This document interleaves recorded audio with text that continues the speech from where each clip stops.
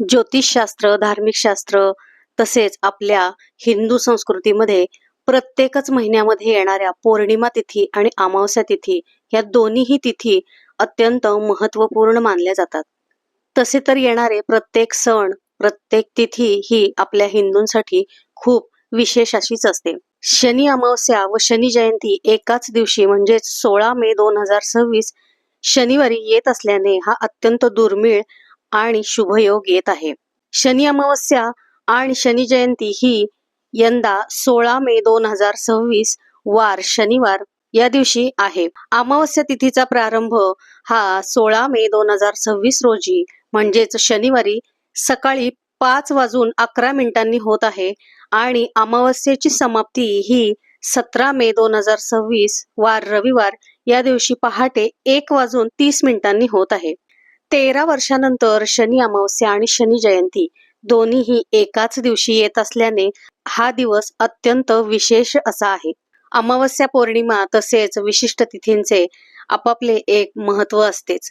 तर अशा या दिवशी आपण काय करायचे आहे? अमावस्या आहे तर अमावस्येचे काय उपाय आहेत किंवा अमावस्येच्या दिवशी आपण कोणते उपाय करायचे आहेत आणि तसेही प्रत्येक महिन्यातच येणाऱ्या अमावस्येला आपण हे पुढील उपाय करायचे आहेत आणि आपल्या घरातून नकारात्मकता, वाईट शक्ती नष्ट करण्यासाठी काय उपाय केले पाहिजेत. शनी अमावस्या, शनी जयंती आहे तर आजच्या दिवशी शनिदेवाची आपण कोणती उपासना करायची आहे, कोणती सेवा करायची आहे. त्याचप्रमाणे जर पत्रिकेमध्ये शनी दोष असेल, साडेसाती असेल तर त्या निवारणासाठी आपण काय करायचे आहे. अशा कोणत्या 5 राशी आहेत की ज्यांची सर्व दुःख, कष्ट, चिंता, काळजी या दिवसापासून संपणार आहेत, ते देखील आपण ह्या व्हिडिओमध्ये पाहणार आहोत आणि ह्या सर्वांचीच माहिती या व्हिडिओमध्ये मिळणार आहे. त्यामुळे व्हिडिओ शेवटपर्यंत पहा. नमस्कार, प्राचीनोदय चॅनलवर सर्वांचे स्वागत.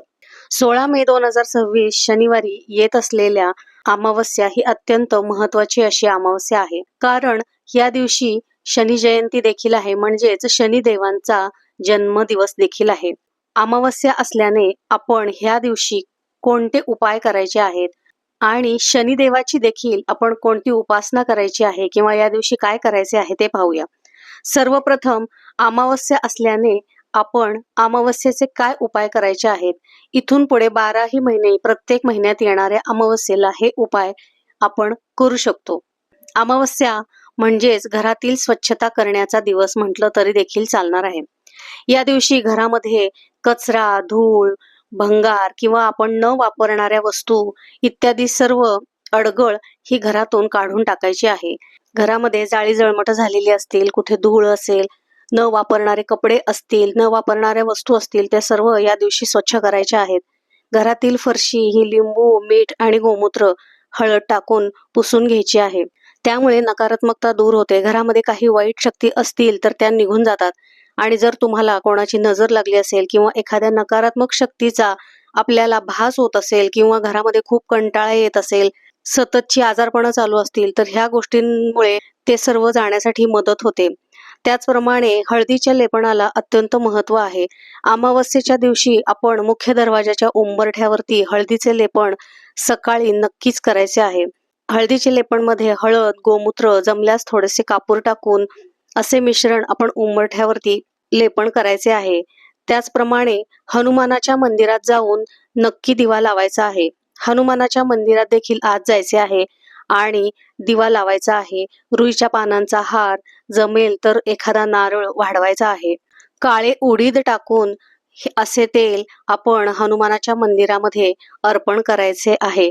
पिंपळाच्या झाडाला कच्चे दूध, काळे तीळ, साखर, पाणी असे आपण अर्पण करायचे आहे आणि संध्याकाळच्या वेळी म्हणजे सायंकाळी मोहरीच्या तेलाचा दिवा आपण लावायचा आहे. तसेच आपल्या घरामध्ये जर सतत वाद, भांडणं, कटकटी होत असतील तर ते कमी करण्यासाठी प्रत्येकच अमावस्येच्या दिवशी आपण राहत्या घरामध्ये आपल्या देवघरासमोर बसायचे आहे आणि एका ग्लासामध्ये पाणी घ्यायचे आणि त्या पाण्यावरती आपला उजवा हात ठेवायचा आहे आणि ओम रुद्राय नमः या मंत्राचा 108 वेळा जप करायचा आहे आणि असे अभिमंत्रित झालेले पाणी आपण सर्व घरभर कानाकोपऱ्यामध्ये शिंपडायचे आहे. त्यामुळे आपल्या घरामधील नकारात्मकता निघून जाते. तसेच अमावस्येच्या दिवशी गरिबांना यथाशक्ती दान करायचे आहे. दरच अमावस्येला हनुमान मंदिरात तसेच शनी मंदिरात देखील जावे आणि तेल अर्पण करावे. आता शनिवारी येणारी अमावस्या आणि शनी जयंती असेल तर तो तर दिवस अत्यंत आपल्यासाठी शुभच असतो.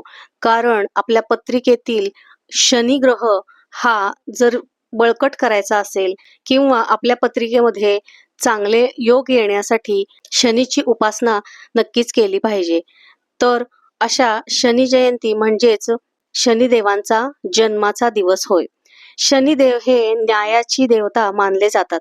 व्यक्तीच्या कर्मानुसार त्याला फळ देण्याचे काम हे शनिदेव करत असतात आणि म्हणूनच या दिवशी शनिदेवाला प्रसन्न करण्यासाठी, त्या पूजेचे फळ मिळण्यासाठी, पितृदोष तसेच कुंडलीतील दोष निवारण करण्यासाठी आपण काय करायचे आहे ते आपण पाहूयात. आपल्या पत्रिकेतील शनी ग्रह दूषित आहे त्याच्यासाठी तर ते निवारण करण्यासाठी हा दिवस अत्यंत महत्वाचा आहे. अशा सर्व व्यक्तींनी शनी मंदिरात जाऊन शनिदेवाला मोहरीचे तेल अर्पण करायचे आहे. म्हणजेच मोहरीच्या तेलाचा तेलाभिषेक करायचा आहे. दर्शन घेताना, तेल वाहताना ओम शम शनैश्चराय नमः या मंत्राचा जप करायचा आहे. शनिदेवाची पूजा शक्यतो सायंकाळी सूर्यास्तानंतर करायची आहे.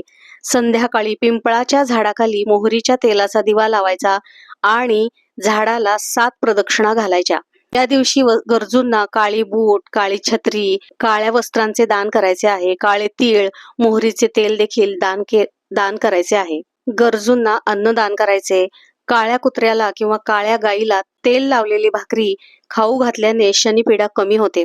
शनिदेवांची कोणती उपासना करायची आहे किंवा कोणते स्तोत्र मंत्र वाचायचे आहेत तर शनी चालिसा, शनी मंत्र, शनी स्तोत्र, हनुमान चालिसा इत्यादी स्तोत्रांचे पठण या दिवशी करायचे आहे.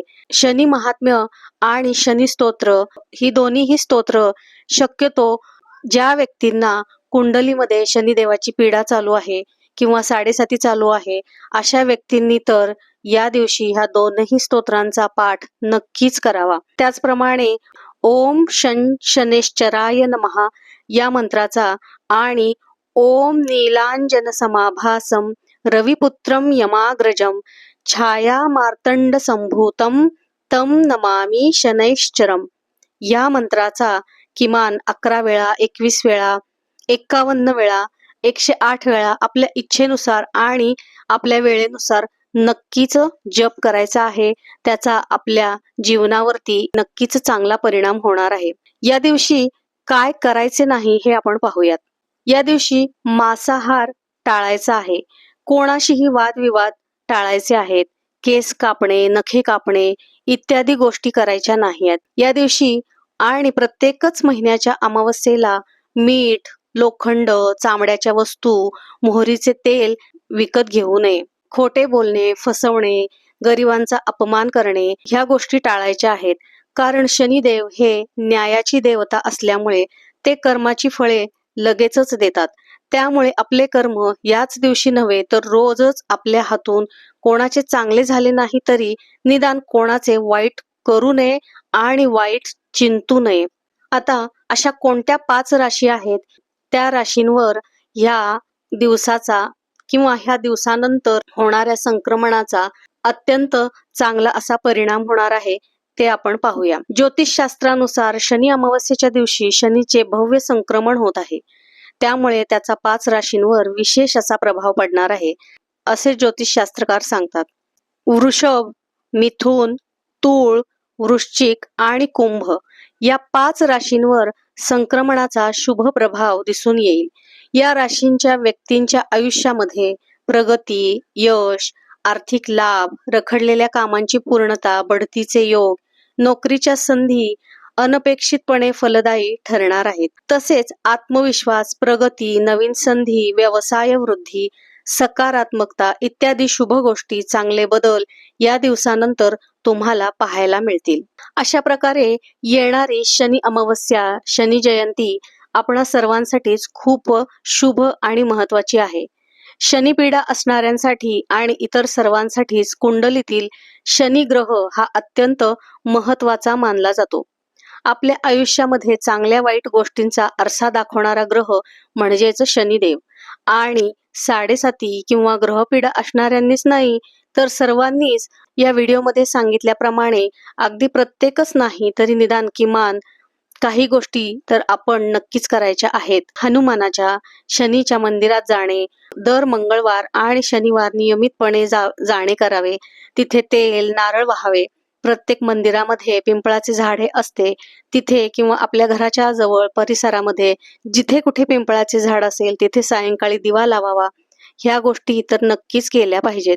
आजची माहिती, आजचा व्हिडिओ थोडा जरी उपयुक्त वाटला असेल तर व्हिडिओला लाईक करा, गरजूंपर्यंत व्हिडिओ शेअर करा, व्हिडिओला हाईप करा आणि आपल्या चॅनलला अजून सबस्क्राईब केलं नसेल, नवनवीन माहिती मिळण्यासाठी प्राचीनोदया या चॅनलला नक्की सबस्क्राईब करा. भेटूया पुढील भागामध्ये नवीन माहितीसह. तोपर्यंत सर्वांना श्री स्वामी समर्थ.